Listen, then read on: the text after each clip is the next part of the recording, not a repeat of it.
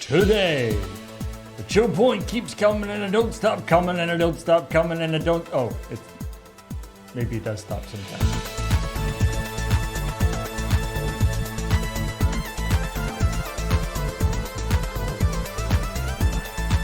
Are we supposed to just always be doing ChillPoint? Because I've been lacking in that regard. If that's true. We're always doing ChillPoint. Just sometimes we're filming it. Yeah. We have, Oh, it's one of those. Okay, that's fair. That's fine. We've got 2 weeks coming up where we could do nothing but ChillPoint if we wanted to. Exactly. Mm-hmm. Oh my goodness. It's just That's all ChillPoint. Mm-hmm. That is true. We could technically do that. I don't know that I want to. No. I don't.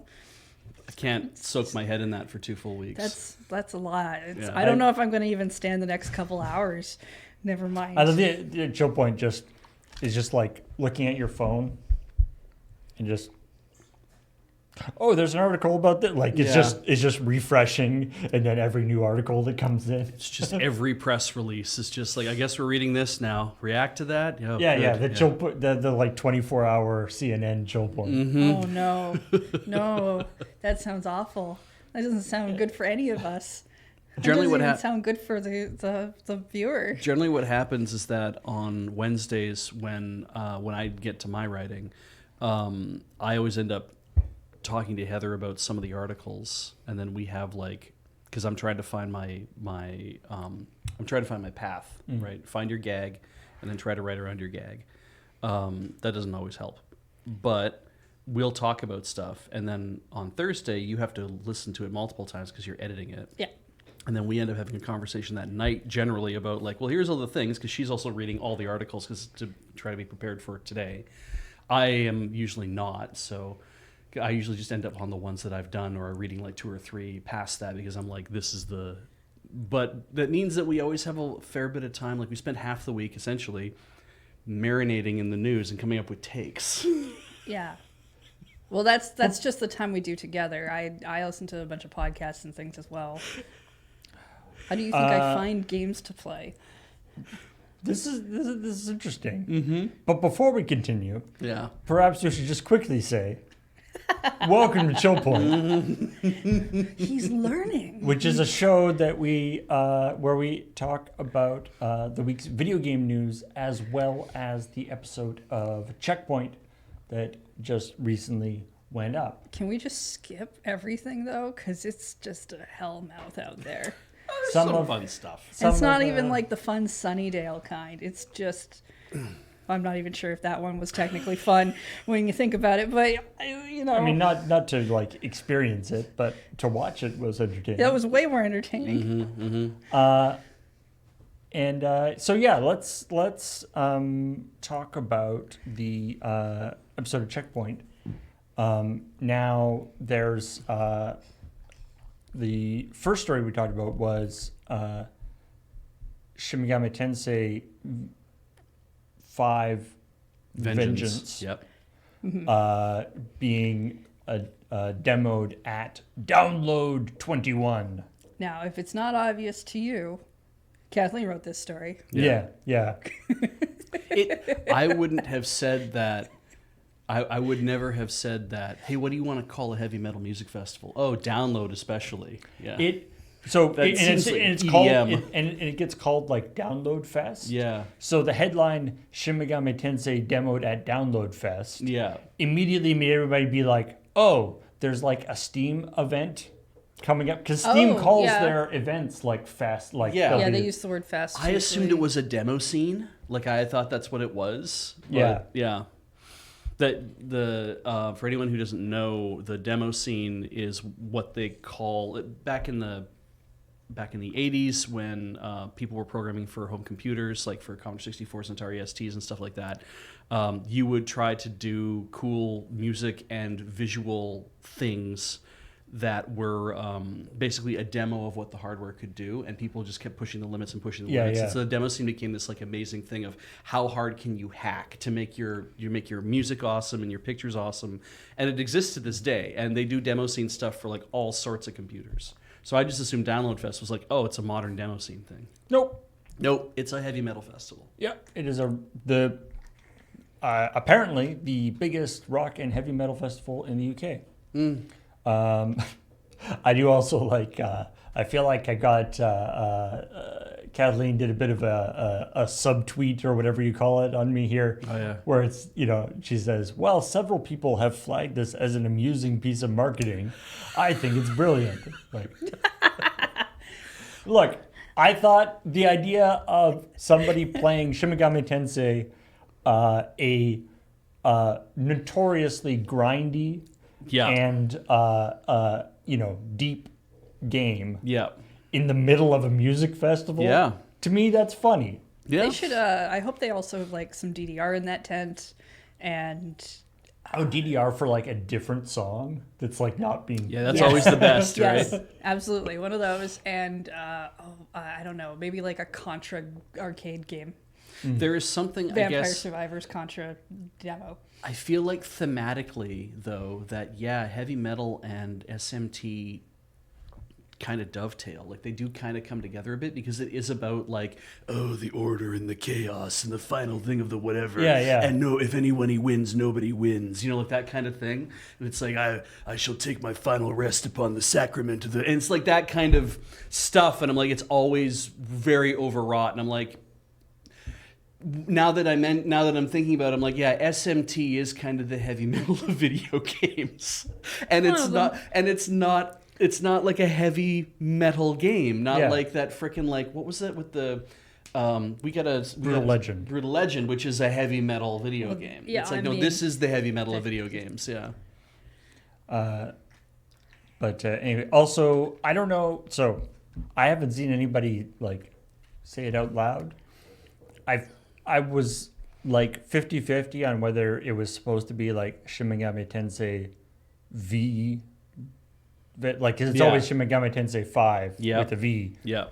So it's 5 Vengeance. Oh, whether So it's like Shin Megami Tensei V Vengeance. I feel like it's something that they would do. Vengeance. I think whoever made up that name was doing it in the terms of writing it down. Visually. I personally think the way they first showed it off gave it the confusion that this might be DLC, and it's not. Right. Shin Megami 5 Tensei, Shin Megami Tensei 5 Vengeance is coming to the Switch this July.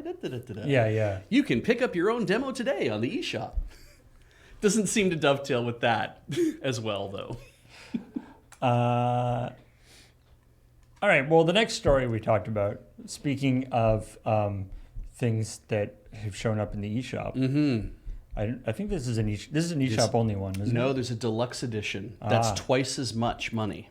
Well, you can buy a physical version. The Nintendo World Championships NES edition is a game which it's basically like a speedrun simulator, I guess you could call it. It's like it's more like micro games. It's like WarioWare, or they actually did like, what was it, NES Remix or something? NES Remix. And NES Remix for the 3DS was very Except this to is more like you're explicitly like you have to go and do all these things within a certain amount of time. I guess that's what you do in WarioWare. It's a slice of a game that existed. Right. Let me tell you something interesting about this, in fact, that NES Remix 2 has a mode called Nintendo World Championships Remix. And it is designed to be challenges that you would have played at Nintendo World Championships, like that style of thing. Right. Because the original NES World Championships was... it's a cartridge that was 6 minutes and 21 seconds of playing these 3 games, basically jumping from one to the other really, really fast, right? And it had dip switches on it so that you could actually adjust the amount of time that was spent playing those things. Oh, cool. I was unaware of that thing, and but apparently you can adjust the thing right on the front or the side or wherever the hell it is. And so Ultimate, or NES Remix, NES Remix 2, and Ultimate NES Remix. Ultimate NES Remix was actually used at the most recent Nintendo World Championships, the one in 2017, as the means of, maybe it was in the 15 one, but it was a means of letting people play these are the challenges. You're going to be playing through NES Remix as a means of whittling down the competition, and whoever gets the best scores moves forward. And then in the 2017 edition, the finals were in unreleased tracks or unreleased courses, I guess, in Super Mario Maker for the Wii U. Oh, nice. And that nobody had ever seen before. And the way they played that was the two finalists basically played the courses one at a time. So there was course one that then one person played and the other person was blindfolded, and then they played that while the other person was blindfolded or whatever. And then course two was out and they played it first and the other person was blindfolded and they came back and did this again. And then the third course, they both had to race to the end as fast as they could. Cool. The idea of using Mario Maker courses is a great idea. Awesome idea, I think. I say things like WarioWare because WarioWare has that tendency to be like, quickly hit 5 things like right now. Yeah. This isn't. I mean, if I remember, NES Remix doesn't do that. It tells you what you're going to go and try to do. Yeah. But yeah, you're trying to do it as fast as you can. In Mario Brothers or Super Mario Brothers, it's like get the super mushroom as fast as you can. And you are just playing a chunk of the course as opposed to WarioWare, which is always like in one screen. It's like, no, you get to play the game, and if you don't get the power mushroom immediately and you keep running and keep running and keep running, I think you can get through most of the course if you wanted to without picking up a power mushroom. Now I think the funny thing is it's called NES Edition. Yeah. I don't think they ever did. They just did NES Remix. They never did like a Super Has Nintendo there remix ever or been a anything non-NES edition? Yeah, that's what I mean. I'm like NES Edition, kind of. I mean, you're going with that because you want to use the Nintendo World Championships branding. Yeah. So you need something in there to be like, this is a video game. And does that imply that they are planning on releasing? But a Super Nintendo one? No, I want a Nintendo 64 one. Yes. There you go. Which I think would be more difficult. I know in the stories that I said that I don't want a copy of this, but I'm actually torn because I've never played NES Remix. I have a 3DS copy at home. If you I've want to never try played it. any of the remixes. Right, weren't really my thing, and this coming with the branding that I was kind of like, I have bad feels. But then at the same time, this looks like a fun thing to do. The hurt is still there. Exactly right, and it is couch co-op. Like you can play up to 8 people at home. And I was like, maybe this would be a fun thing. If nothing else, a fun crossing the streams thing we could get out of something like this, definitely. I mean, that's the route you got to go, Beach. Yeah. You got to tell Lur, don't listen to this, Paul. Tell Lur that you want to play a video game on stream. Yeah. And then know if you really like it or not. And then you're not out the money. Exactly. You can listen now. And we can buy the physical copy. Hey, but what are we talking about? You can buy the physical copy, which is not $40 like it is on the eShop. The physical copy is $80 because it comes with stuff. It comes with a. Are they only doing a limited edition physical? I think They're not so, doing yeah. a normal. It's not. I don't think it's a wide release thing. So it's just like the deluxe edition is $80. You can pre-order it now if you want it, and it comes with like 12 art cards, which are just like art of the video game covers, which I'm like, that's weak as shit. But then it also has 5 pins, so I'm like, that's cool, 5 enamel pins, and then it also has a replica NES cartridge, the gold NES cartridge of Nintendo World Championships from the 1990s. But it is not. It is a replica, and they say nothing about whether or not it actually has guts in it, so you can play it. It's not going to if they're going to say it's a presumably replica. not, yeah. It would just be, but it would be so cheap to make one. I get that. But if they were going to do that, they'd put it in the marketing because that's a selling point. So yeah, of course, in the story we was mainly we got a way to learn a little bit more about the enigma that is Brendan Deary. A formative moment in your childhood. And I learned that Heather hasn't seen the Fred Savage vehicle, the Wizard. I don't know that I'm. Is really, it always I'm not, have to be I'm not, referred like, to as the Fred Savage vehicle? I always refer to it as that. Yeah. Well, I don't want to be confused with another The Wizard. No. I saw some people in the comments shouting out Medicine Hat. Yeah. Although some people was like, so somebody's like, he's from Medicine Hat. That explains so much. There's 60,000 people live there now. I am inordinately annoyed that you linked to the Medicine Hat logo. Yes. Which I'm inordinately annoyed that it is not a hat.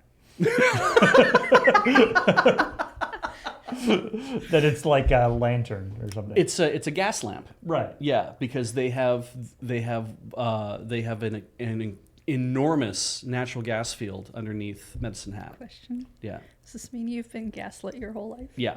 Well, at least the parts Born where and I live there. raised. That's where Gaslit. gaslighting comes from. It comes from a play called Gaslight or Gaslighting or something. It's about a man who literally turns down the gas lights a little bit every single time, and then tells his wife that it's fine, fine, and that it's not true. She's what imagining she's it, saying. yeah. And that man was from Medicine Hat. Yeah. I hope so. Rudyard Kipling, we will always say this, people from the Have will always say, Rudyard Kipling famously referred to Medicine Hat as having all hell for a basement because it was sitting on top of a giant natural gas reserve. Sorry, did you say people from the Hat? Yes. Yeah, no, they do call That's it what that. you call it. You're Hatters, right? You're Hatters, and you come from the Hat. Yeah. And that's... Which, by the way, is at the bottom of the province. Yeah. Which It's a always weird confused place. me as a kid. Mm-hmm. Yeah. So if they get really annoyed, then they're mad. Yeah, Hatters. Mad Hatters. Yeah. There's two things that Medicine Hat is essentially known for now. I mean, there's a lot of like famous people, but the gas is the one thing, right? Because that's, you make a lot of money off of that. And the other thing that we're known for is the world's largest teepee. Because an artist made one for the Calgary Stampede one year, or was it for, I think it might have been for the Olympics for all I know, but I think it was for the Calgary Stampede. And it was like over 200 meters tall or some ridiculous thing. I can't remember how big the damn thing is. It's just very large, very, very large thing. And then when they were done, it was to celebrate Canada's Plains Indians. And then when they were done, they're like, what are we going to do with this? And Medicine Hat was like, well, we could buy it. And so they bought it and they had it shipped down.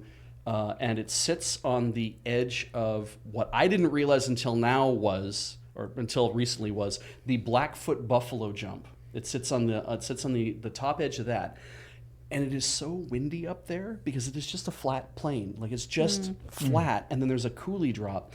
And it's like, it tore the ears off the teepee. The winds were so, and it's supposed to hold up to over 200-kilometer-an-hour winds, and it tore the ears off the teepee. Nobody got killed, which was good.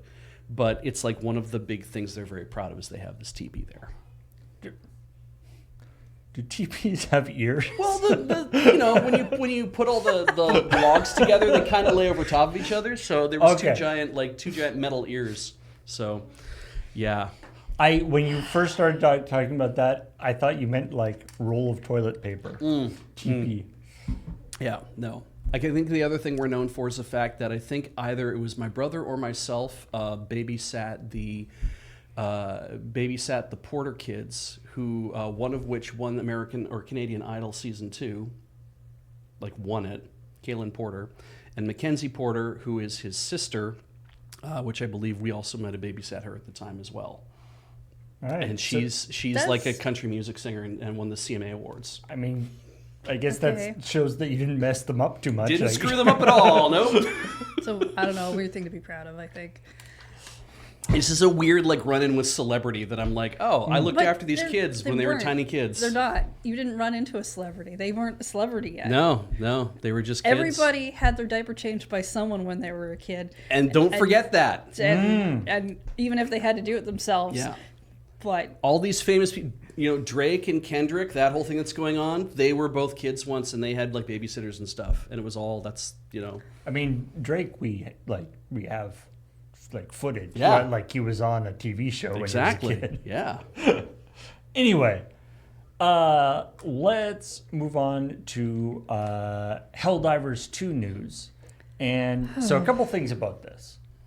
One, this was sort of an interesting story. And to be honest, it's the kind of story that we often don't go into too much because it happened and then was resolved sort of over the weekend or a little bit. So it sort of happened after ChillPoint from the previous week and then was resolved before ChillPoint this week. So it's sort of like...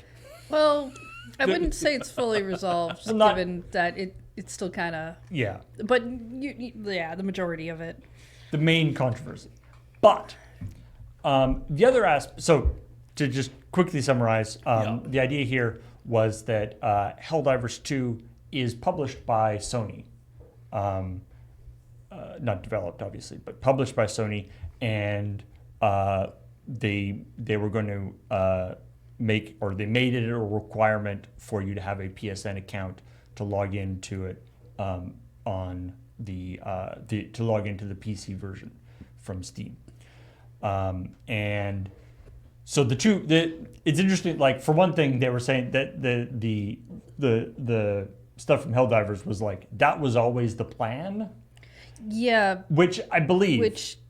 But it's basically they were always that was part of the agreement, part of the thing with being published, but they didn't do it when it first came out because the integration with the servers or whatever wasn't.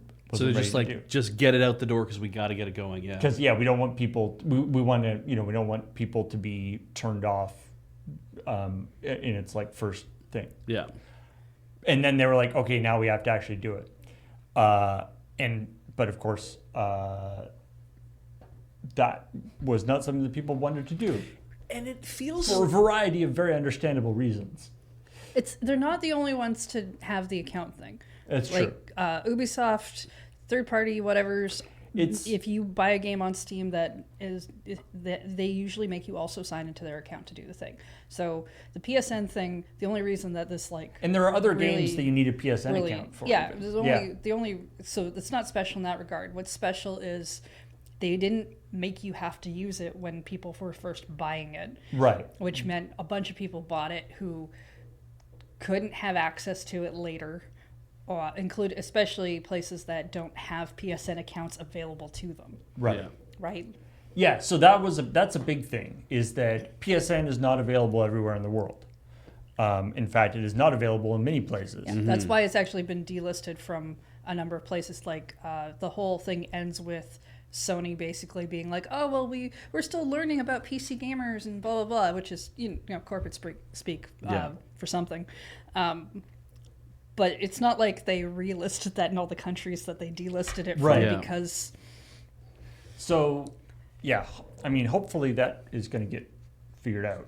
There's because obviously now that they are not requiring PSN,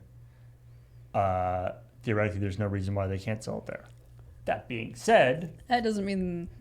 The fact that they backed off on it this time doesn't necessarily mean that this is going to be the, maybe they'll try again in 6 months or something. Yeah. Who knows? Was it Nelson wrote this story? Yes. Nelson wrote that's a good point. Yeah, I just want to point out because every story was written by a different person this week, so we'll make sure we get that down. Beach wrote the Nintendo story. Kathleen wrote the Nelson wrote this one. Cameron wrote the Xbox story, and Graham wrote the one about Pokemon Go. Yeah, there's all on the table. Good. But but the and so in this story, again, it is slightly weird because it's sort of mostly resolved the sort of main thing already, but Kathleen gave a sort of summary of it, or Nelson wrote it, Kathleen read it, sort of a summary of it. But some people in the YouTube comments rightly said that we didn't emphasize. So, I mean, getting a PSN account sucks for a number of reasons, but then there's this extra aspect where some people literally can't get a PSN account in a lot of countries. And we didn't emphasize that part enough in the story, which I think is definitely true. I think it's fair, yeah. Yeah. Ghost of Tsushima, that was brought up in the comments too, is another game that's been delisted from a bunch of companies that was on pre-order because the multiplayer on that is going to require that you have a PlayStation account. So and I think that's what Sony was saying originally when this first came up with the whole we're updating so that you have to use this, is that it's part of it's generally part of the multiplayer thing that they do for their reasons. Again, and they're not the only company that does that kind of thing. And I mean, Helldivers doesn't have a non-multiplayer mode. Really. I mean, you can play it single player, but you're still playing with other people online. Yeah. Now the thing that I thought was kind of interesting is the ostensible reason, or the reason that they really pushed for why they were doing this, aside from Sony made us, which is also true, was that the reason why it's theoretically important to get everyone on PSN is that that they control access to PSN accounts. Mm-hmm. If you're doing if you are Cheating. cheating or trolling or doing bad stuff, it's actually Steam doesn't have, from what I understand, doesn't have the kind of granular user control that an online game might want to have. That's like most online games that have a lot of direct, player-to-player interaction will have something on top of Steam to actually, so because people can be banned from Steam, Right. but that's usually if you're like stealing stuff or hacking or doing something like that. Just being an asshole, you have to do a lot in order to get banned From Steam. from Steam as a whole. Because the way that they do it is they say you've been banned from the whole marketplace. Like it's like you lose access to Steam entirely. Maybe you get to keep the games that you've purchased and downloaded, but you can't launch them through Steam anymore. And I'm not sure how any of that works. And if you're Sony, you don't want Valve telling you who and who not you can ban. No, you want to be the king. Yeah. Yeah, you have to be the tyrant. So the idea that so part of the idea was that, and it was kind of funny to see it to see the people from Helldivers say this like straight up. Mm-hmm. We want people to have a PSN account so we can ban them. Yeah. Which democracy. Not everybody gets. It's like, haha, you had a PSN account, sucker, banned. Not everybody gets a PSN account to get banned, but that's effectively the reason why they wanted people to have it. But it's also like a crossplay thing in it. Yeah. So that was my understanding too. When I read the tweet, right, what I got from the dude who's in charge of this, from the Mr. Sony. I used to know the Mr. Helldivers. I knew his name because when we did those Helldiver stories, we're doing so many of those because it is a phenomenon. That his when he said, what I took from his tweet is when he said, we were supposed to turn this on and we didn't, and that's on us. And that's how I interpreted it, was that they were in the process of releasing this thing. It was going out. Whether it was I'm not going to say it's like, we were supposed to, oops. It's like, no, they didn't really mean that. Like, yeah, that's it. Peel stad. Yeah, he says, so this is when people came back at him being like, don't pretend you're like, that Helldivers is blameless in this. Yeah. And he responded being, I do have a part to play. I'm not blameless in all of this. It was my decision to disable account linking at launch so that players could play the game. I did not ensure players were aware of the requirement, and we didn't talk about it enough. We knew about 6 months before launch that it would be mandatory for online PS. So let's look at the three different things that went on here. That's how I want to do that. Okay. It was my decision to disable account linking at launch so that players could play the game. Huh?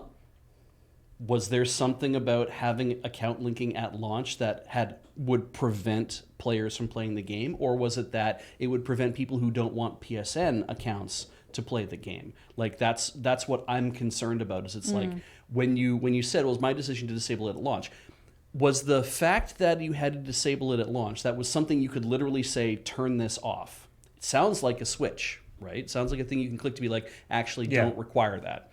If that was the case, it sounds to me like you were turning it off because something about it was preventing people from being able to actually play the game. Having not that it's like because they wouldn't have a PSN account one way or the other. Literally by having that enabled was like it's causing a bug, it's causing a problem at launch, and therefore people would not be able to play the game because if they tried to log in, oh no, it would F something up. If that's why that was, then it's like, I understand why he would say, well, I'm saying turn the damn thing off, because if everyone just bought this game and people are having trouble making this work because they can't log in with PSN accounts, then it's like, I can understand the guy being like, screw it. As the CEO of this company, of a tiny company, and we just had a big game launch and we're trying to make it successful because we want this to continue. If that's the problem, turn the damn thing off. I'll take the heat for it when it happens. But then saying, we didn't talk to players enough to let them know that this would be a requirement, that it would actually is something that you have to do, is like, that's also true. You didn't come out with a press release like it was a huge success, and you should have kind of led with this, or at least tried to let all the news outlets know, or emphasize to the news outlets that we need you to say this because it's very important. PSN accounts are disabled for the time being. They will be coming back on in a few months. Okay. I guess my question in that regard then is, if we assume that, this was an issue, and it very well could be. I'm assuming it's a Helldivers issue. It's not a PSN programming, issue. whatever happens, then then why was it still listed for countries that wouldn't have had PSN access? That's also another good point. And it might just be that, whoever published it to Steam Steam was like, if you turn that off, it automatically lists to places, because that's probably then your bigger problem, right? Yeah, because if you knew that PSN accounts are supposed to be allowed, you should not have published them in all these countries that PSN accounts would not be available. Is that lack of communication within their little company? Is that lack of communication from PlayStation to the companies, and they didn't say, hey, by the way, you can only list in these 17 countries because it's the only place that we do PSN accounts? Like, that kind of thing seems like, there's an oversight there. I don't know who fell down on the job with that. But then the third part of, we knew 6 months prior to launch that PSN accounts would be mandatory. It's like, he really is taking all this blame on himself to be like, I had to make a tough decision. I didn't want people to basically like scamper and turn and buy a game and then turn around and refund it immediately because they couldn't play it. I wanted to keep the sales, and when there were so many sales, it's like, well, we have to do that. I did see in the chat that somebody said, Mongo Dude says, as I understand it, the service for linking PSN accounts were having issues because of the larger than expected number of people buying it at launch. Yeah. Not the PSN account itself, but the system that links a PSN account to your Steam account. Sure. That's the thing that was having trouble. And that's another thing, because it's like people saying, well, I have a PSN account already, and I have a Steam account already. I did not expect that I would have to link these two things together in order to play your game. And I think that's the other thing that's got people pissed off too, is being like, why am I having to, like, logging into two different systems is one thing, but also now why am I having to let them talk to each other and know who each other is? And I'm like, every time I do that shit with like Twitter or something, like here at work, where it's like, oh, I need to put Twitter onto our Patreon page, and then it's like, oh, by the way, you need to give us the right to like post on your behalf. And I'm like, why? Why would you need to do that, Patreon? Oh, wait, because you can enable a thing to say, hey, we made a new Patreon post. I'm like, right. Yeah. But I don't like this idea of giving you rights to post on my page. It's an auto system thing. Yeah. Anyway, hopefully, I mean, they've rolled it back now. Yeah. With a great, Sony's great.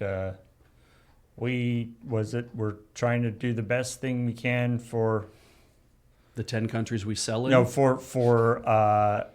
we are still learning what is best for PC players. Yeah, again, it's like, it's the thing that they kind of put at the end to be like, we're sorry, but it's not our fault totally. It feels more like saying, we're still learning what is best to keep PC players in our ecosystem. Is really what it sounds like. Putting games on computer it's not like this is the first time. Like, to be honest, I wouldn't be surprised if the fact that PSN is not available in all the places that Steam is available wasn't actually made clear to the Helldivers developer. Yeah. Like, because, I mean, judging from the tweets and stuff, he did seem kind of caught off guard by that aspect of it. It does feel like that, doesn't it? That was like, well, we'll publish to Steam, and it's like, wait, why isn't PSN available everywhere? And who didn't actually, say anything? The thing that, now that we're hearing about Ghost of Tsushima also being like, we're going to delist in a whole bunch of countries where we were selling before, or however it is that they're approaching this problem, it really does feel to me like, just in the abstract, Sony is kicking themselves in the balls, which is very hard to do. Yeah, but Sony is not in the habit of making games that they publish available on PC. Yeah. So or if they do, it's like real old game. Like they'll put the I hate game to on. tell you, Ghost of Tsushima is not new. I know. Yeah. I know. But they'll let the game be on PC, in 3 or 4 years after it comes out. Yeah. So yeah, they're and it is a different, it is a different culture, right? You can imagine that Sony be like, everybody who has a PlayStation 5 has a PSN account. What's the big deal? Yeah. Yeah. But it's different. Why wouldn't you want that? What's the matter with you that you wouldn't want to have? I mean, everybody who plays on the PS5, they have a PlayStation account. There's nothing wrong there. Mm-hmm. Except when there is. But I mean, yeah. And we did say the PSN accounts have been hacked in the past. Yes. Steam has also had hacks in the past. Like, everyone's kind of come under fire like this, but it hasn't been to the same extent. So it's not the same extent, but it is like, it's not like Steam hasn't had anything go wrong. No. I remember it was somewhere like Sony's summer sale thing years ago where if you happened to be logged on, if you went to another page, sometimes you just were randomly in other people's accounts. Oh, that's cool. Yeah. Yeah, that was really kind of cool. wild, right? But yeah, Sony has had some fairly high profile network breaches. Yeah. Anyway, we will see how this. I mean, I hope from all and from all accounts. I mean, Helldivers is a game that everyone is really enjoying. Yeah. And the developers seem like they're doing a lot of good work and are trying to support the community and stuff. So hopefully they can get past this and continue on and keep making a super cool game. Yeah, I don't know that we'll actually see much more in terms of to this specific story. Like, yeah, they've reversed a thing. They're probably not going to relist in the countries that don't have those things, because I think that would make what you are more likely to see is in another year or something that they have to turn it back on for some reason.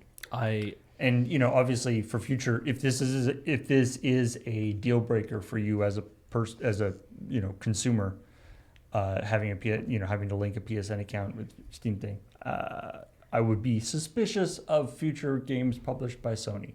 Unfortunately, even if you should take that into account when you're buying things. Like, I was unaware that even the demo for Prince of Persia: The Lost Crown would require me to have a Ubisoft whatever account. And that was like the first thing they ask you to do after you say what language you want this in. Great. Now log into our account. And I'm like, oh, I'm not playing this demo and I'm not buying this game. Well, that was very good to find out. That's the thing. Ubisoft has always kind of had that third party whatever. But when the Wii U was out, sometimes I played their games on that system, because if you played the game on Steam, you had to have an Ubisoft account. But on the Wii U, you didn't.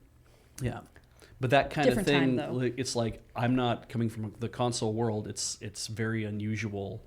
It feels very unusual for me to encounter a thing where it's like I'm asking you to do more than just you're logged into whatever to buy the game off of our store and then you play the game. That's kind of always how it's felt to me. Yeah. And I'm like, I don't feel like I need to be logged into your service in order to play your goddamn game. But this is such a high profile snafu that it really does feel like Sony's going to carry this baggage for a while. And it's definitely an expectation thing. You say with the Ubisoft. Ubisoft has done that for years. Exactly. And, players are just, either... Those who are okay either with it, you accept it and do it, Yeah. or you just don't play Ubisoft games. But it is definitely colored. So people me don't on- really complain about it, because Yeah. it's just, they're gone if they're not doing it. I don't think Mario and Rabbids ever asked for anything like that. Nope. No. So, But it was also Not online. yeah. not online. Or I guess Prince of Persia isn't online It's either. Yeah. Ubisoft made, but it was Nintendo published. Yeah. And I think that might have been a And thing that's where they were probably like, kind of where that yeah, this is how changes. it's going to be. So I guess it's because I guess how I'm thinking about is that for Sony, on putting games up on Steam, this will be one of those things that every time Sony releases a new game from now on, even for publishers who are completely careful about, like, or developers or whomever, that are very careful about, we are respecting the thing, it's only these 10 countries, it's only this thing, everything's straight up front. It's like, look, we're being very communicative. It's like, yeah, but we saw what happened last time this happened, and it doesn't feel entirely... You're going to have people who are going to be just straight up prejudiced on playing a Sony game on Steam in the first place. Be like, no, I'm not going to bother with this because it made me mad the last time, and now I'm just going to say that I'm not into it. The way things are going, I'm not sure if there's going to be any more AAA games anyway. Oh yeah, that's speaking of that. Sure, Give it a couple more years. Speaking of good companies making games and then getting punished. So, I mean, story, this Microsoft closing down story, Cameron went into a good amount of detail on it, don't need to go and reiterate everything he's saying, but yeah, the idea, and he went into a good detail on it and didn't even get to some of the aspects because they were sort of still in progress. I mean, they're kind of still going, aren't they? Yeah. It just so happened that the thing about Hi-Fi Rush, like getting mentioned out loud by name, that people are like, why didn't you call that out? And it's like, because when the story was written, like that was still a developing part of whatever. The idea that that sort of the management and the leadership of Microsoft, or Microsoft Game Studios, I guess, that part of Microsoft, is so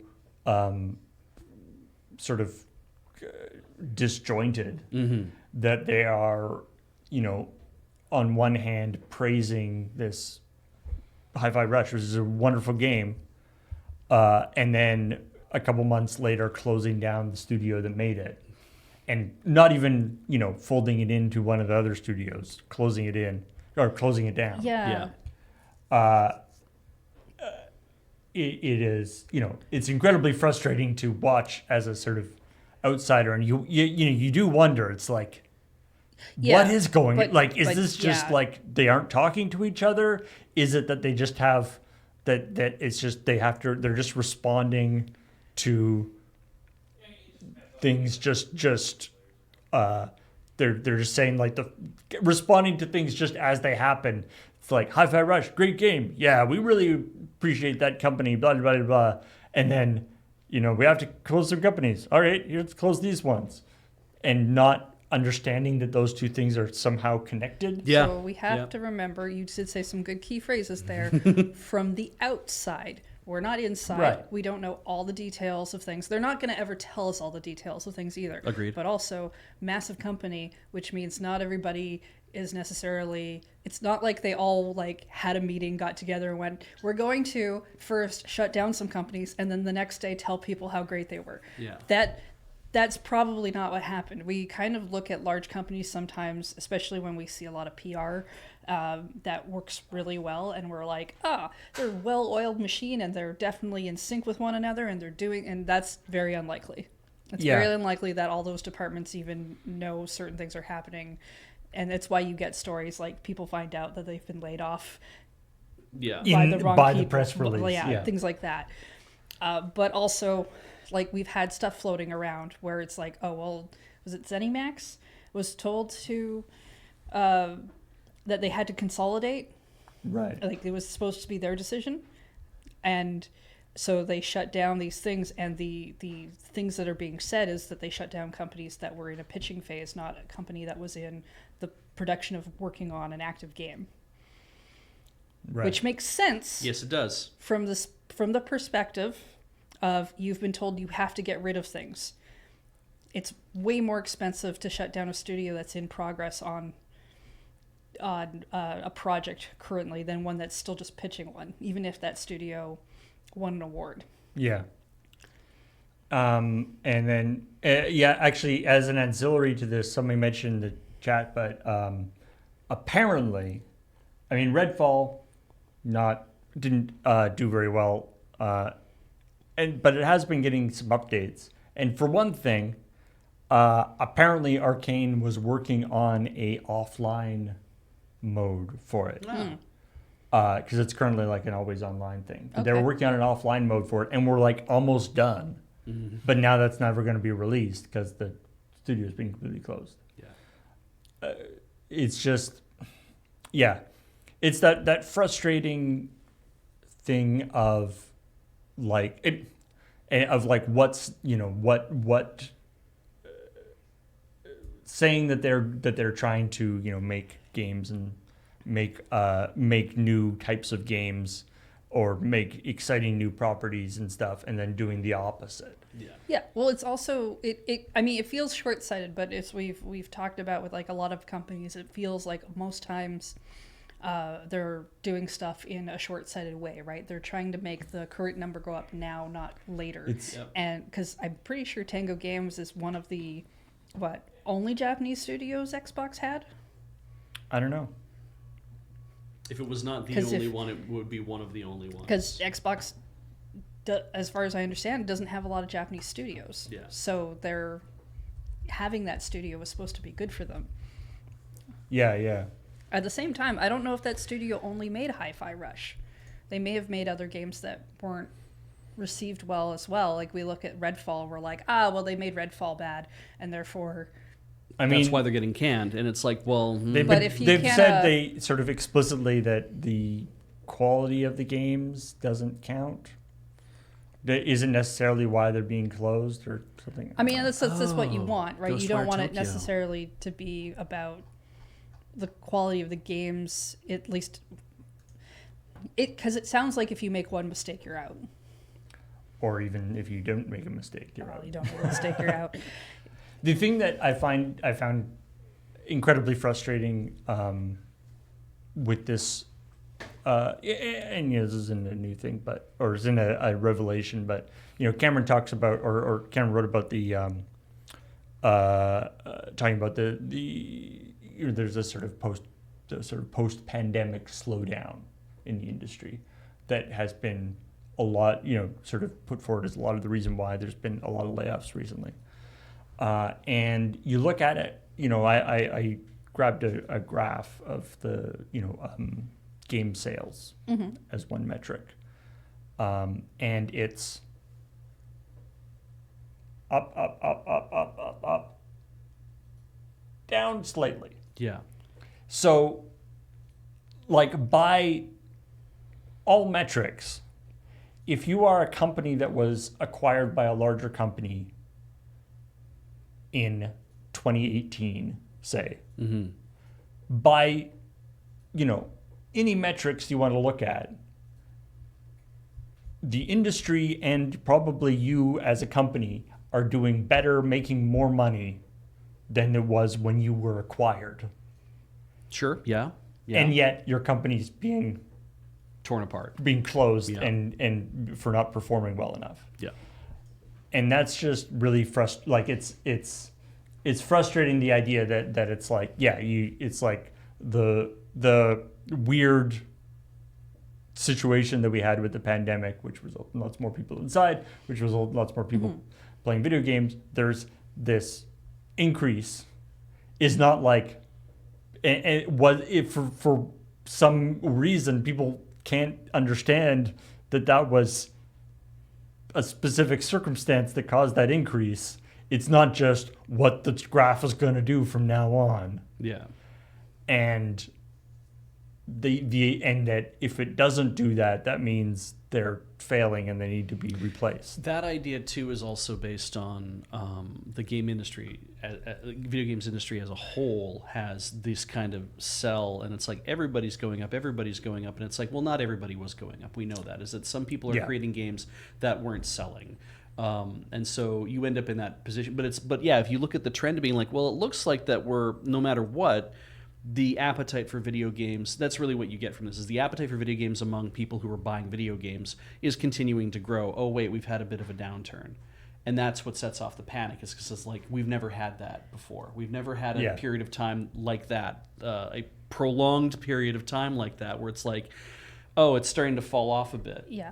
And that's the thing that makes everybody panic is it's like, well, we know then that anybody who didn't sell what we thought worked as a quota, we can no longer keep them afloat because we can only have hit makers. We can only have people who can produce games that sell in the millions and that cost nothing to make. We can only do, and it's like, well, you can't have fucking Balatro everywhere, right? Like you can't have the amount that dude has made. One person apparently made Balatro, and they've sold millions of copies. And it's like, you're rich, like it's like, congratulations, you struck gold. Concerned Ape with Stardew Valley, same thing. Oh, you've made a whole bunch of money off this. I hope, I assume, and it's like that is not the lived experience of a lot of small studios. That they make enough to be like, we can continue to make more, but that's all the money we've made is enough to continue to kind of keep making more games. Sure.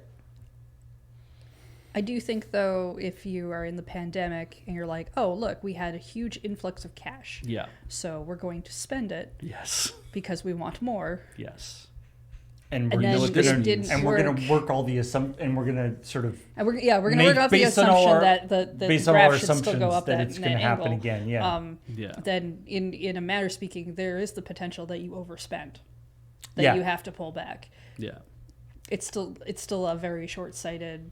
It is. Look at things. It absolutely is. I mean, well, I think that the Xbox acquisition of Activision Blizzard, we've all come to the conclusion that was also a short-sighted thing on Xbox's part. But what they're looking for is like we know that we need IP, that we need to have big IP, and we need to own that IP because that's the only way that we're going to go forward. And it's like, right, your thing was only focused on we need stuff that we can continue to make sequels of over and over because people keep buying that. We are not interested. Their vision was long on IP. Their vision was short on people who can program a game because I think they see them as interchangeable cogs. Probably, and I'm not going to disagree with you on those points. However, how long did it take them to actually be able to do this purchase? Yeah, at least a few years. Yeah, it feels like. And I kind of wonder how much maybe their financials or their ideas of certain things that they were going for at the time of, hey, let's do this, to the time of we actually finally made it through occurred. Sure. And I feel like part of that analysis, it would bother me so much if part of that analysis, maybe just internally, was like, we know that we're gonna have to cut some of this loose, like but it probably internally there's probably part of it where they were like, we know we're gonna cut some of this loose.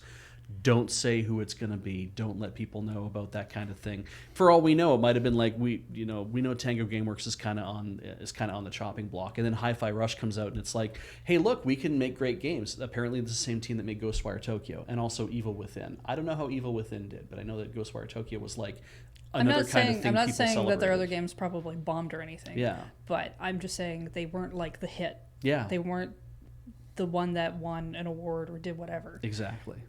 Because Hi-Fi Rush famously did not win an award at the Game Awards, even though it was nominated for a Game Award, and it's like that's still really good. It got other accolades, I think. Yeah, and they won a BAFTA.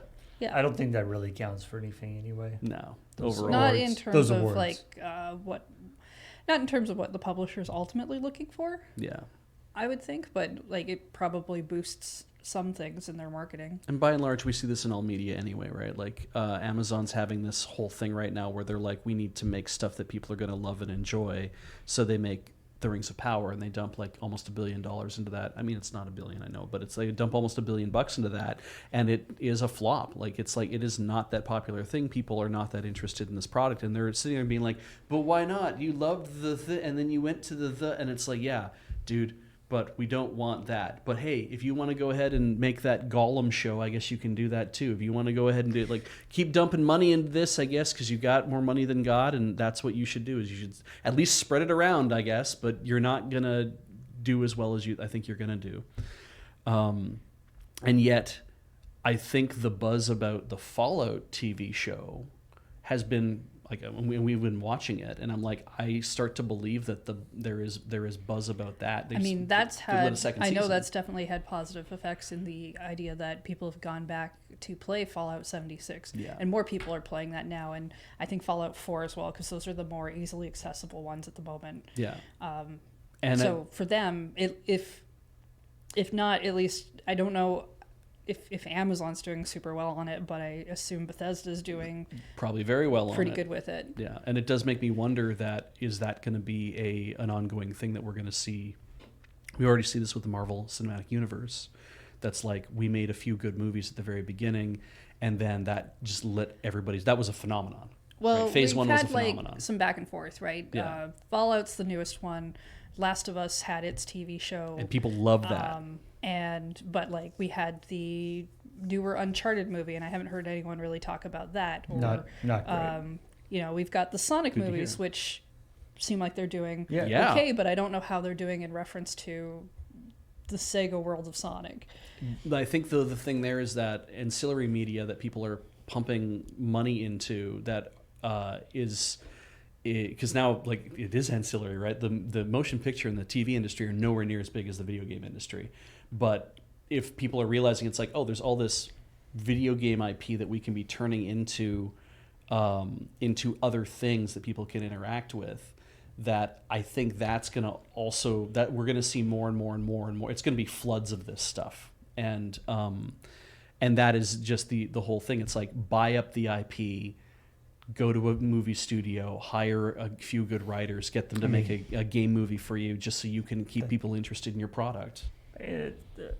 That's not new. It's not new. People doing video game movies of various levels of quality for years. But I feel like it's accelerating. Like I know the Uwe Boll thing is one thing, but it's like I think we are actually getting to a point where I thought it's we were talking about more the idea of like because we have kind of these bigger shows that are people are liking. Yeah. That we're going to see more of them, and then my actual question is how do they start to affect each other back and forth?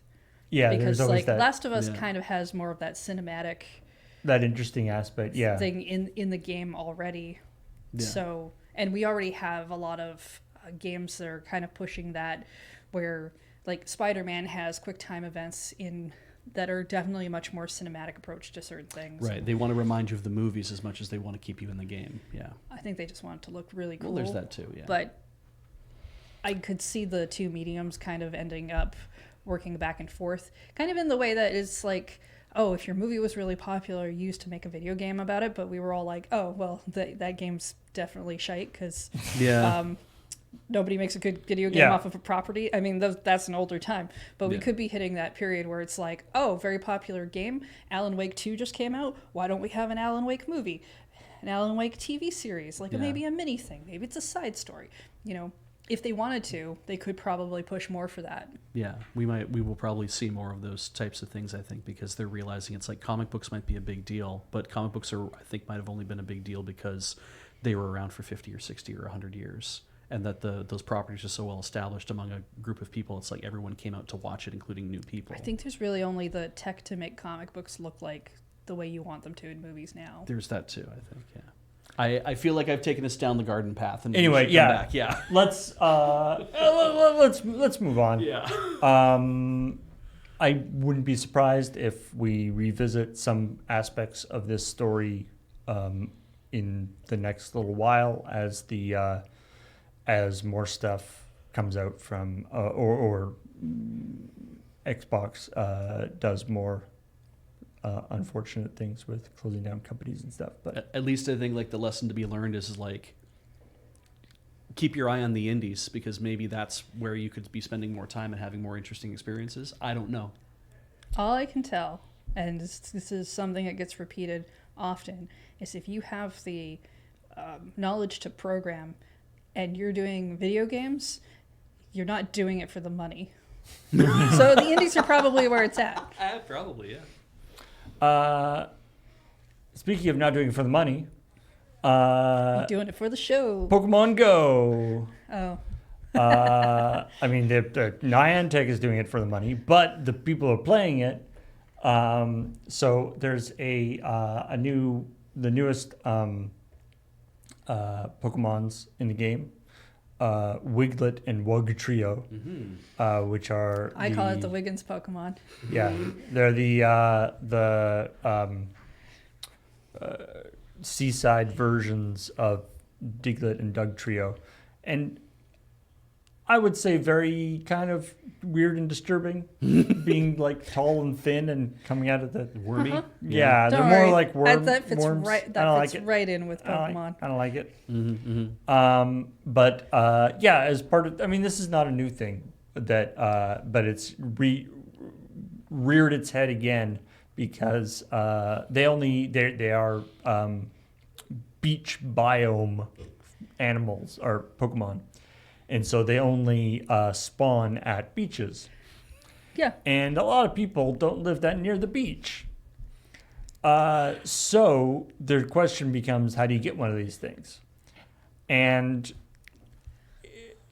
so the interesting aspect of this is OpenStreetMap, which is sort of a open source equivalent to like Google Maps or Apple Maps or something, that has grown up to be, extremely valuable resource, as detailed, if not more so, than those commercial entities, and it's edited by the community. It's sort of like a wiki or something, like Wikipedia or something. But there is the problem where people realize they're like, hey, wait a minute. If I want there to be a beach near me, and Pokemon uses the OpenStreetMap data, I can just put a beach near me. And people, there's the people like making, because I go to the playground, find a sand pit, and call it a you beach. you draw like you denote the area. Yeah. I mean, And I so think it there's would be- instances of people like denoting an area in the shape of a Pokeball. Cute. It's Okay, like beach cute. here. Yeah. Just or like their name written and stuff. Yeah, So I think it would be. I think it would be fun if there were parks with sand in it, if that counted as a beach. Yeah. In terms of like the Pokemon Go. yeah. So the dumb thing about this, so one,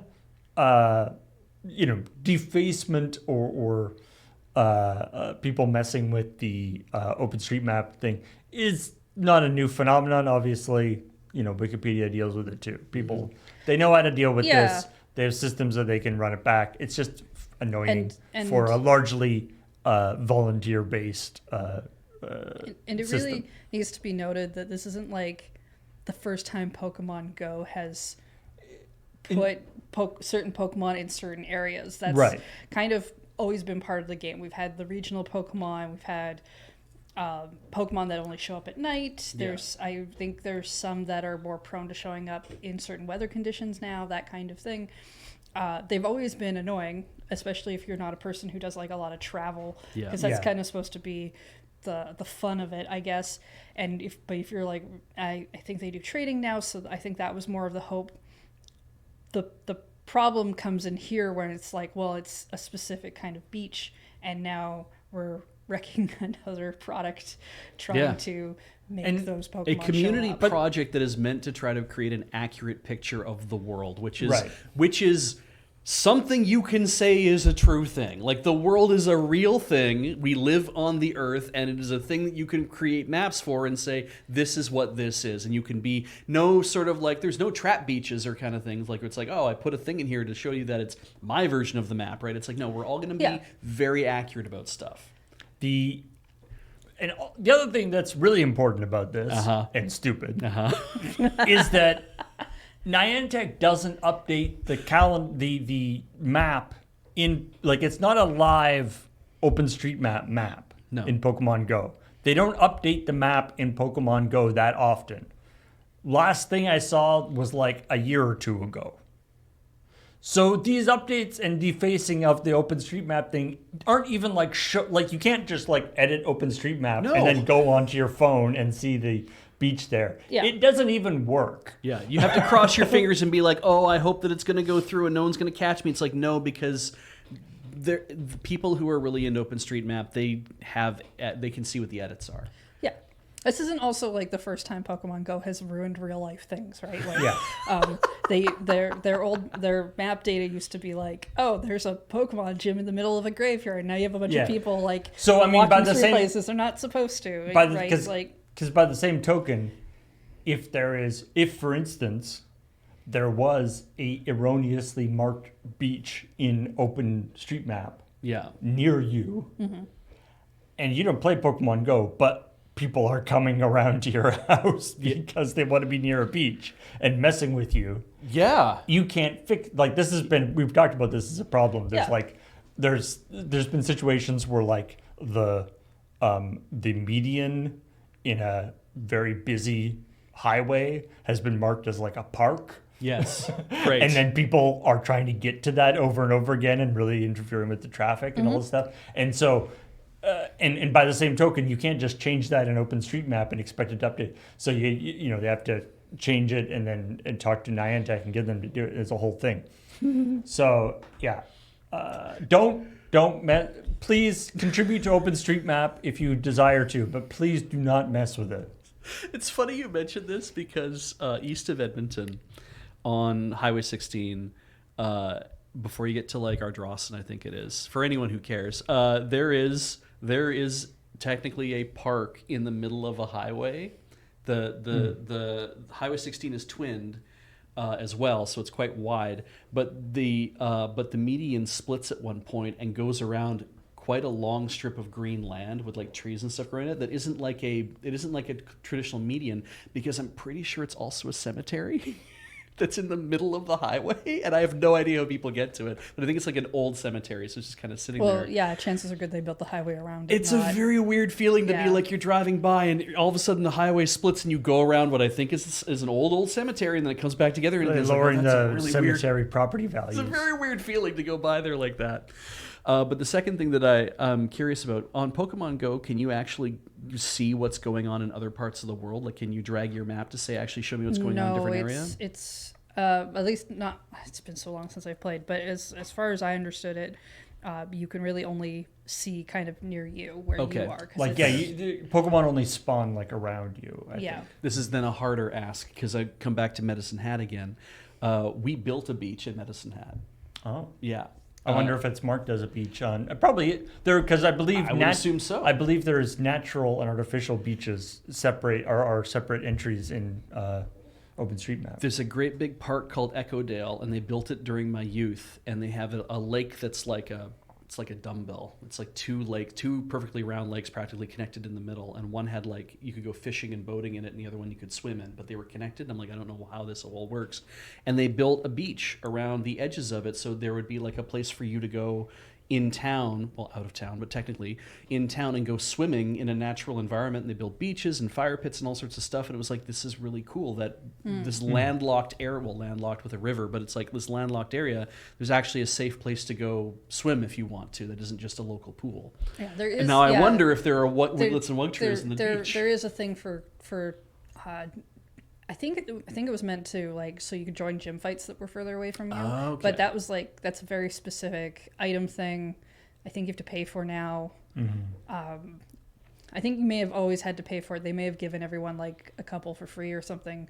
It was really weird because like Pokemon Go they changed like it during the pandemic. was very like explosive when it first started. People liked it, walking around doing things. People were still irritated by like regional Pokemon because we didn't travel and whatnot. But then the pandemic happened and they added a lot of improvements for people who weren't as mobile. That was really great because everybody couldn't get outside. But then they turn most of them off is what I've heard. I kind of stopped playing. I don't know why it's hard to keep track of. I don't know why Niantic got to decide when the pandemic was over, but there it is. Oh Christ. Anyway. Yeah. And yes, for you in the comments section who want to be like, but isn't it? Okay, technically it's not a pandemic anymore, but it's still COVID. It's still very dangerous and go away. Yeah. Yeah. That's what I have to say to you. Yeah. I still wear my mask when I go in buildings. When I go shopping, when I do whatever. My mask goes on when I go in a building because I think I'm keeping myself safe mostly, but I'm also sending a message. All right, let's move on to a couple of stories that didn't get covered this week. What was the episode coming up?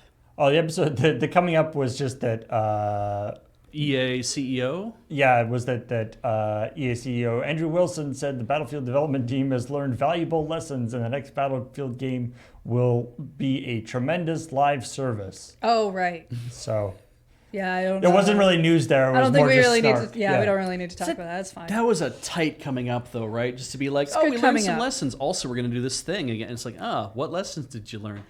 Cool. I mean, that is the thing we're always afraid of whenever we see people buy a game or not buy a game or something, right? When they're like, okay, so the next game this happens, and we're like, oh no, they learned all the things we didn't like. So the Destiny 2, the final shape. Oh, so they're wrapping it up. Ostensibly, yes. Well, I think they might be done with shapes. This is supposed to be the last expansion for Destiny 2. Whether that means there's going to be Destiny 3 or what, who knows? Yeah. But what's kind of fun is in the run-up to the final shape, which launches on June 4th, the last 3 expansions, which are the only 3 that they're only actually like active right now. Right. Shadowkeep, Beyond Light, and the Witch Queen are free. So They let them out? do that. The Witch Queen is free. Yeah. Whoa. So those expansions are all free right now. So you can get caught up on the story. Just kind of a fun idea. So if you're into Destiny 2 and you haven't been playing it for a while, maybe check it out. Is that a regular thing with like I don't know, like World From of what I Warcraft understand- has expansions and stuff like that? From too, what I or- understand, no, this is not. They don't usually. At least Destiny 2 doesn't usually do this. Okay. So anyway, They must be seeing a market opportunity there where they're like, if we give out the expansions for free, that will suck people into playing this so that they will buy the expansion we or want they're a them to little buy. concerned that they want the number to pump the numbers before the last this sort of last Get thing. people excited for the last little push. Yeah. Yeah. Hey, do you like Borderlands 3? I've never played it. Well, Yeah, neither have I. good news is Great. if you're playing Borderlands 3, you can play a game inside Borderlands 3. In fact, you could have for a while. So there's a puzzle game inside Borderlands 3. Is it a casino? No. There's a tile matching game. Is there gambling? In your like sanctuary, your spaceship place. Is this like a Like your memory base. or like concentration or? I'm not quite sure, but I think it's like, it says it's a tile matching game. I don't entirely know. Here's a screenshot of what it looks like. Do they drop Like from the a ceiling like columns or Puyo Puyo Puyo. Puyo? But the interesting thing is, this is actually a very specifically crafted game. It's not just a mini game. It's called Borderlands Science, and it was done as a collaboration with a group of researchers to do. Please say protein folding. I think it is. Was it what the Are we looking for cancer? What map the human gut microbiome? Oh, I love it. I love science. So the idea from what I understand, so this was released released into the game in 2020. Okay. Why we're talking about it now is that the researchers have actually come up with a paper based on the data that they Cool. learned. Love it. So basically, the idea is they figured out how to take this problem space, and apparently the situation they run into is when you they're trying to figure out how certain microbes, the DNA of the microbes associate with certain things in your gut. Sure. Yeah. And apparently, finding out how they connect to each other is a very difficult problem because you have a lot of what are called like local minimums or local maximums. Like basically, if you have a computer simulation, it will find a solution where moving them either way will be worse. Yeah. But that's not necessarily the best solution. Right. And getting out of that local minimum or whatever can be very difficult for a AI system or computer system to figure out. Right. Whereas, one of the things that humans happen to be very good at is pattern matching and that kind of stuff. Yeah, and the kind of lateral thinking that lets you think, well, wait a second, if I think 6 moves ahead, I can see how this would turn into this and turn into that. And it's slower, but it also means that it can be complicated in a way that a computer doesn't expect. So basically, they figured out how to take this game and split it into, and they talk about this, that they're like, we're not saying that this is a solution that could work for any research problem. Right. This particular one, they figured out how they could split it into small enough pieces and do this sort of gamification of it put it, and they talked about like they're putting it in by putting it into Borderlands. Like, so they had a game before this called Philo. Okay. Which was a free-to-play standalone game. And they're saying in half a day, the Borderlands science players collected 5 times more data than we'd collected in 10 years on our previous game.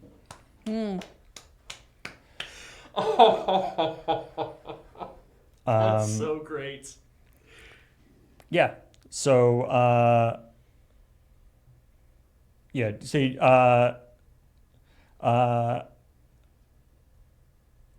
the other thing they're saying is that they happen this collaboration between, in this case, Gearbox and the researchers was sort of a kind of a fluke. They had a pre-existing relationship.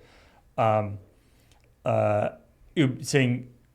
it would be interesting if we could convince entertainment game companies that this would be a nice corporate social responsibility initiative that more of them could and should do and could do easily. But right now, it's a very brittle and precarious pathway. Like, oh yeah, the only reason why, whatever, a person at Gearbox thought this was a cool idea and kind of championed it. Yeah, but if that hadn't been the case, this might not have ever happened. You need one of those at every company, and frankly, it'd have to be the producer. Yeah. Yeah. Yeah.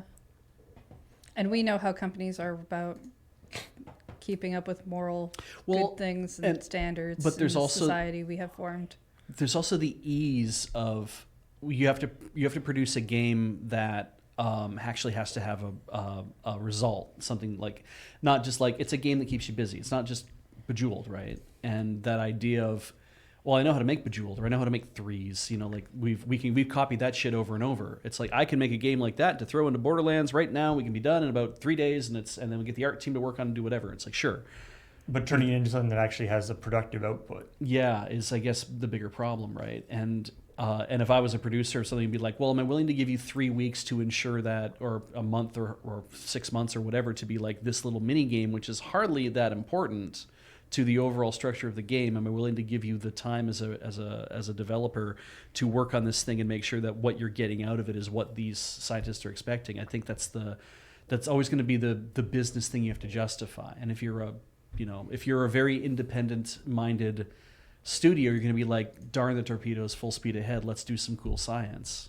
And yeah, it sucks because naturally your executive producers are going to come down and tell you, why are you wasting time on this? Why are we spending all this money on a developer to do this thing? It doesn't matter. It's like, it does matter. It matters for a reason that it's going to matter so much when they come up with a whole bunch of data. Let me tell you, you're going to look so good. That's not the only outcome, right? You're putting a mini game inside of a game, which means that game is part of like your review if you have to care about your review scores for whatever reason, or if you need that mini game to be one of the reasons why people want to play your game, and it turns out that it's not because of the way it's constructed. You have to make it a good game. It's not just it's got to be fun. Extra development time that you're going to have to convince that this is a thing on. It's a lot like that story in Mystic Quest: Raven's Banquet, where the 2 QA ladies, that they were like, hey, pitch an idea and do a cool thing, and it got turned into this like, well, we can make this a social statement, we can make it all these things, and it's like you're belaboring the idea of just a fun game that gets people involved in playing something. You're trying to put too much on top of it, and if you can start by just making a game that people find interesting, why couldn't the rest of that stuff come in later? But that was not the idea. It's like, no, we'll put all this stuff on top of it first. It's like, yeah. And they got told no, and it was very disappointing. It's kind of the lesson I took from that. Hey, Hello. hey, everybody. Yeah. No. No. Guess what? No. There's gonna be a Switch 2. How about that? Who knew? What a surprise. Everybody did. There's an exciting lack of new information about the Switch 2. By which I mean there's no new information, but the fact that there is no new information is exciting. You know what we could talk about though regards this? What did Shuntaro Furukawa, the Nintendo Co. Ltd. president, what did he actually say? Like, what are the translated words? Did he say, we'll talk about the Switch 2 later, or what did he say? According to the translation is, we will make an announcement about the successor to the Nintendo Switch within this fiscal year. Which, by the way, not year, fiscal year. Fiscal year, which is the end of March 2025. Yeah. Also, we will have a direct in June. No, we're not talking about the successor in that direct. Which I think is really the main part. Yeah. In fact, like they just had a financial. I thought that would have been such an an amazing move to have the announcement be, we are not going to talk about the Nintendo Switch successor at the upcoming Nintendo Direct, and then just don't say anything else. Yeah, exactly, right? That was the Yeah, they just had like a financial report meeting thing with, like, I think the ones where you have the investors show up and ask questions, which is why this is the kind of information that comes out. Right, that's true. It says we will make an announcement about it. Yeah. Maybe the announcement is, we're not going to have a Nintendo Switch successor. Yes. So this is the new new thing. We're going to make all our games on PlayStation from now on. There is a You have to have a PSN account. if you oh Christ. I don't think that's happening. If we have to read, like, tear apart the tea leaves to the point of trying to get anything out of this, what we've been told is That's that not how you read tea leaves. You know? you rip them to pieces. If you're reading the tea leaves here, Don't let Beach read your tea leaves.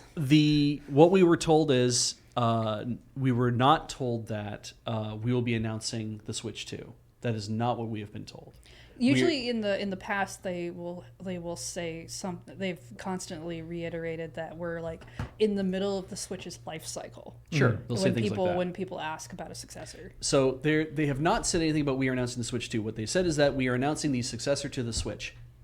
Interesting idea, actually. I think the fact that, because you're not going to say we're not going to tell you what we're calling it. We're not going to say whether it's a sequel. We're not going to say whether it's just upgraded hardware.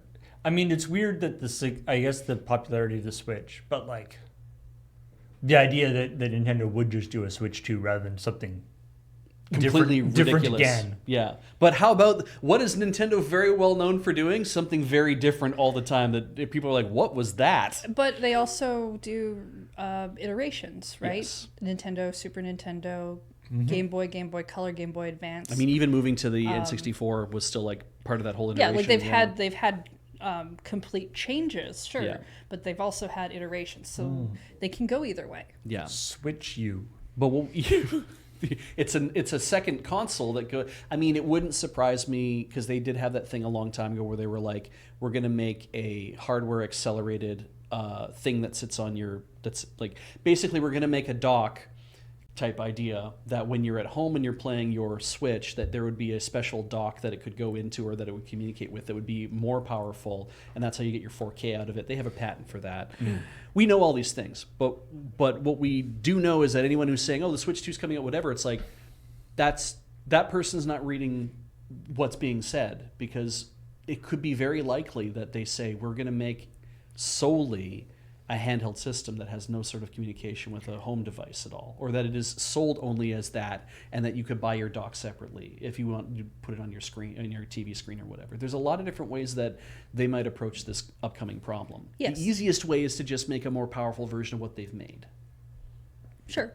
I don't think it's going to be a thing where they just make a dock. I don't think you say something like, we're making a Switch successor, and what that is just a dock you put your Switch in. A $300 dock that has a whole bunch of power, but it uses your current Switch is also an interesting idea. But it again, might not be what I don't think that's. I think by saying something like, we're working on a Switch successor, that the expectation is brand new hardware. Yeah. And that would be more in line of what they do anyway. Disappointing. Yeah, true. And it is more in line with what they do, where they're like, it's a new piece of standalone hardware that's its own thing. I think the things we've said in the past is that Nintendo owns the portable market at this point. Not the mobile market, obviously, but they own the portable market. So for them, it's to be like, we want to continue to operate in that portable space. So I think that's going to be priority one for them. I assume they'll continue with a hybrid system. Yeah. It is. I mean, at the moment, it's certainly their I have big things I differentiator. want, but like, it's to me, the big news is, don't worry, we're actually still going to do a June Direct, because with E3 being not E3 anymore, and it's just being June, just being like the season of people do things. Yeah. The one thing with Nintendo Directs was you could always count on Nintendo having a June Direct because they were part of E3, and part of that meant that they had to give people a schedule of when stuff was. Sure. And since E3 imploded, there's never been a guarantee for Nintendo fans that Nintendo would do a June Direct. Yeah. So it's like, for one thing, you're like, okay, well, we know there's a June Direct. Mm-hmm. Great. Who knows when that is, but we know it's then. And we know they're not going to talk about the Switch successor, so that's managing expectations. At that point, we're probably not going to hear a reveal till minimum September, maybe later. Yeah. On that, and they're supposed to talk about the rest of the year, which means that everybody who's looking at their calendar of Nintendo only releases and is going, oh, there's only Thousand Year Door and Luigi's Mansion 2. What the heck do they do now? Well, we'll find out. My guess is they're actually going to try for a holiday release again, because they didn't do it with the last one, right? But I think they're going to try for a holiday release for new hardware, which means September or October we're going to actually hear whatever this new thing is, and it's going to be released in November, December. I think they're going to ride it real close to the line. I think they would have said later this year instead of later this fiscal year. Instead of fiscal year, if they knew they were going to do that. I feel like they're giving themselves some wiggle room. Well, I mean, I'm torn on that idea because I really do think that they would have loved to have had the Switch come out for the Christmas year. Absolutely. However, it coming out in March, away from the normal thing, also did very well for them. Mm-hmm. And I know you make arguments about the Wii U not being great and people wanting to move on to a new thing, but maybe not trying to shove out a new system during Christmas rush when everyone's panicking is actually better. Maybe it is, yeah, because if there's a whole bunch of... Because right now you'd have to be manufacturing it. It also gives them a little bit extra time to get any game development that's going on ready and going. That's fair. If they wait a little longer. I do like, though, I think the other thing that got mentioned by words was that it's been 9 years since we announced the Switch, because it was like March 2015 is when they announced it. Well, no, March 2017 is when it came out. They announced the Nintendo NX was a name. Right. They didn't announce the Switch. We didn't know but they announced the new later. Project, right? Yeah. And then we didn't know about it for like another 2 years, or another year and a half, because it came out, whatever. And I'm like, it is interesting that that's the position they took, is to say that it's been 9 years, and that is a long time. And that means that if they do announce it in March, it will be practically 10 years at that point since they announced the new thing. But they're going to be saying, this is what we're doing now. But if the announcement is that we're going to be announcing it in March 2025, and it'll be coming out 6 months later, that's going to feel real weak. I think people will be like, you're getting us excited for an announcement of a new thing. I don't know if that will... If they announced it in November and it comes out in March, I could see that happening too. They announced the Switch. They went through they did a big presentation about it in September, and then we got it in March. Yeah. So... Anyway. I don't know. Yeah, I know. It is a lot of like that, but yeah. Yeah. Well, at the very least, eventually it'll come out. Then we can stop having Switch 2 rumors, and we can move on to Switch 3 rumors. Absolutely. That's true. something else that is going to be coming out, in this case much sooner. In fact, May 21st, the CD Projekt Red is going to be releasing the Witcher 3 Wild Hunt Red kit, which is a long-promised mod editor based on the game's engine. So fully capable mod editor within the game. Okay. Nice. Which is something that the CD Projekt games have benefited from mods a lot in the past. Right. And The Witcher 3 already has like unofficial mods and stuff, but this will be a full mod kit. Wild Hunt was an expansion to The Witcher 3, I think. No, The Witcher 3 Wild. That was just the name. That's just the Witcher whole 3. name. Yeah. Okay, I didn't know that. So Witcher 3 has been out for like a long time. Sure has. I didn't know it had a subtitle. Yeah. Yeah. I've never heard anyone refer to it that way. I thought it was. Yeah, I thought Wild Hunt was like we made an expansion to it, and that's now the game is called this. Whatever. That's neat. Okay, so to be honest, I didn't know people still gave a shit. But then again, Skyrim, so people still about give Witcher a shit. 3? Yeah. Oh, no, people give a shit about Witcher 3 still. Yeah. I mean That's as kinda we great. were talking about all the TV movie tie-in stuff. The Witcher 3 TV show is still very much going. thing. And we also talked about this For last next week. season anyway. Just because nobody you know is playing it doesn't mean It's true. there's not a bunch of people actually playing it. Yeah. Okay, so this is a story. I'm trying. It's very complicated, the actual process. I can't go deeply into it, but I'll try to explain it I'll because try to not say anything. because it's amazing. So we talked about this a couple months ago, where the original NES Tetris, somebody figured out how to play it all the way to higher levels. Right? There's a thing where There's a kill screen. There's a place where there's no way to get past it because you just could not move the blocks fast enough. Yes. And then people figured out the super tapping and hyper tapping and all the different things Rolling and whatnot. to move the things faster. And people started getting higher and higher and higher levels until they got to the kill screen. They got to a screen. They got to a point where, because of the way the game is programmed, it would start crashing, and the chance of it crashing was random because of various other things. But as you go transition between levels, it would have a higher and higher chance of you crashing the game. This is, we're talking like, I think it's a level 55. 155 is the first opportunity where that will happen. And at this point, we're talking like the blocks are going down Grandmaster style, yeah. super, super fast. Yeah. Anyway, when you run into a situation like that, especially an old game like this, where there's a crash that consistently happens, people start investigating why that crash is happening. And they, figured out, obviously the source code and everything for Tetris has been decompiled and messed with for years. So everyone knows the game and had been able to track what's actually going on in the game. And they found where that problem is. And it's to do with it's jumping into the code and something gets changed too early and it messes up. Yeah. But what they figured out is that you can use that as a way to mess with the game, to do what's called code injection. Yeah.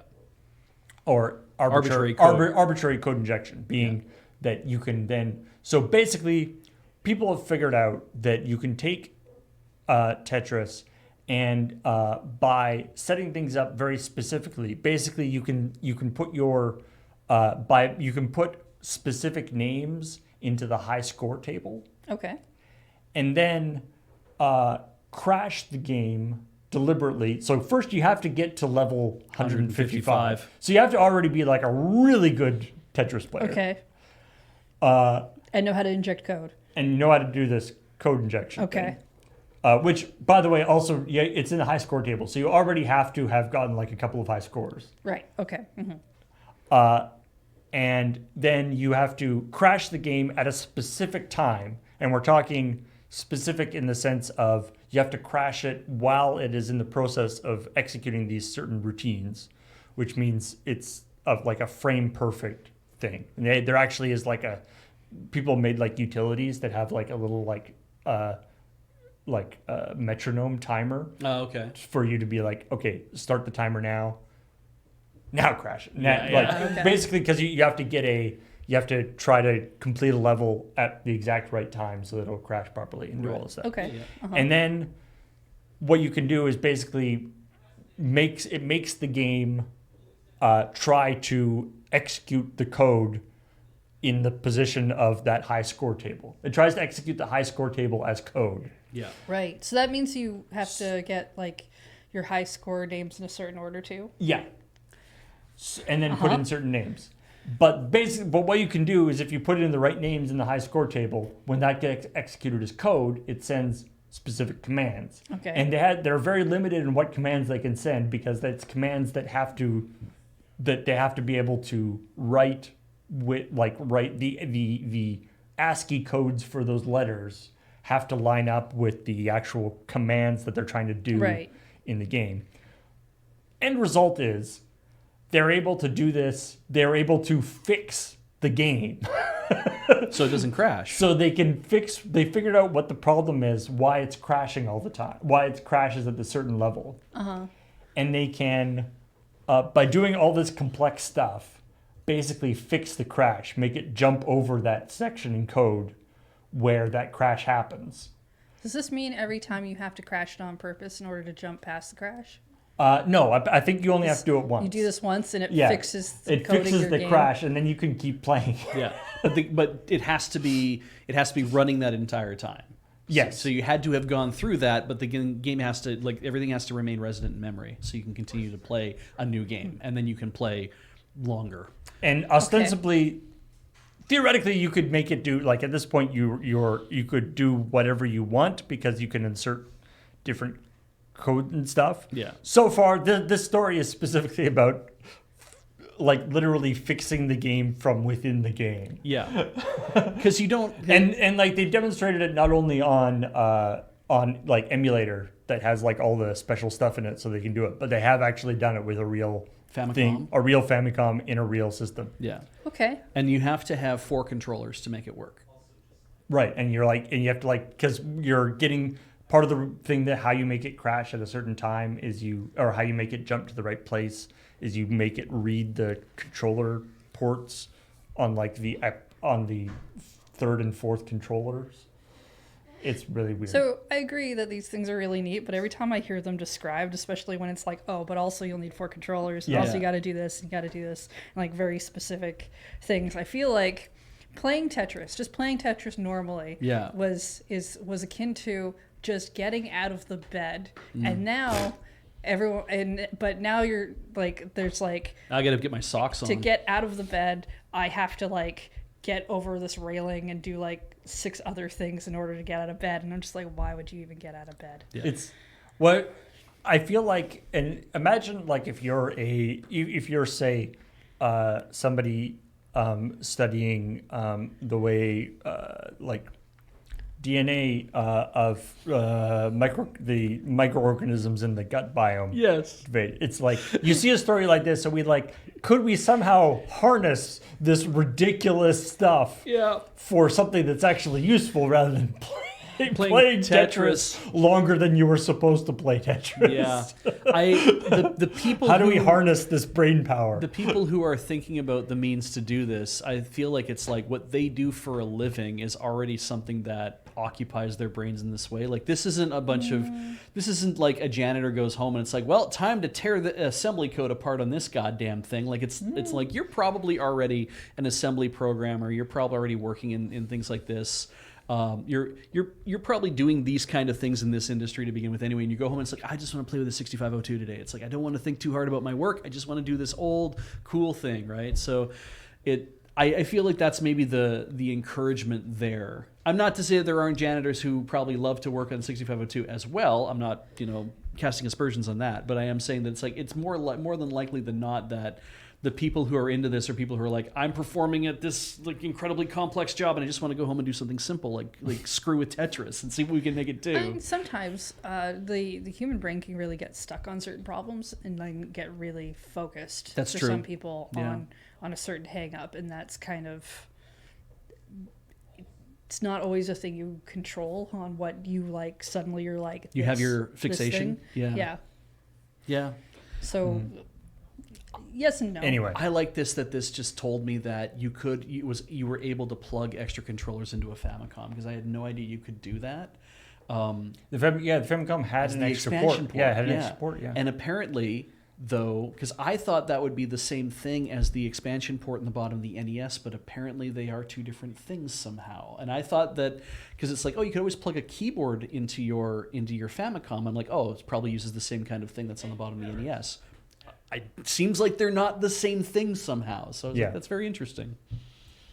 Anyway, that's the last story we had to look at here. Complicated Tetris? Complicated Tetris. Why is that the happiest piece of news this week?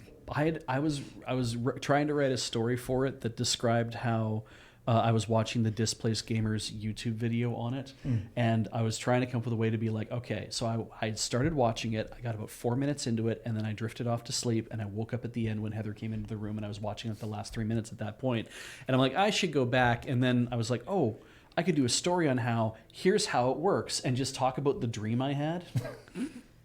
But yeah, people love it when you talk about dreams. But I couldn't come up with a convincing enough dream that would kind of like start to get away from me. I'm like, no, it just turns to like, oh, it's like it's a cloud man who comes in and he hands me his can opener, but it's actually my card that I had in high school. Like I couldn't get away from that kind of thing. His name is Mallow, and he thinks he's a frog. Yeah, yeah.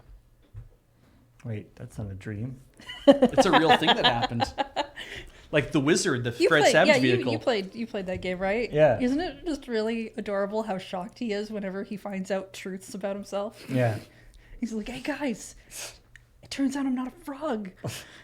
It's like everyone's like, oh really? We gotta guess that. His tadpole brothers and sisters were all like, what? It was great. Anyway, yeah. Thank you everybody for joining us. As mentioned in the episode of ChillPoint will be going on a brief hiatus for the next 2 weeks, but ChillPoint will still be here. Heather and Beej will be doing ChillPoint without me. Okay, I good. think. Don't worry, I'm sure we'll make no progress. Yeah. I'm pretty sure you're the only reason we actually end up talking about the news. Yeah, we'll see. So we'll see what happens. maybe you'll get a whole different thing. I'm waiting for Paul to troll us with stories that are just like we don't expect in the middle of the document, because he's the one who puts the document together. Yeah, I guess that's true. Are you still putting the document together, or are we responsible for that ourselves? I guess we'll find out. Oh, neat. Surprises. Oh shit! Scroll through Polygon. But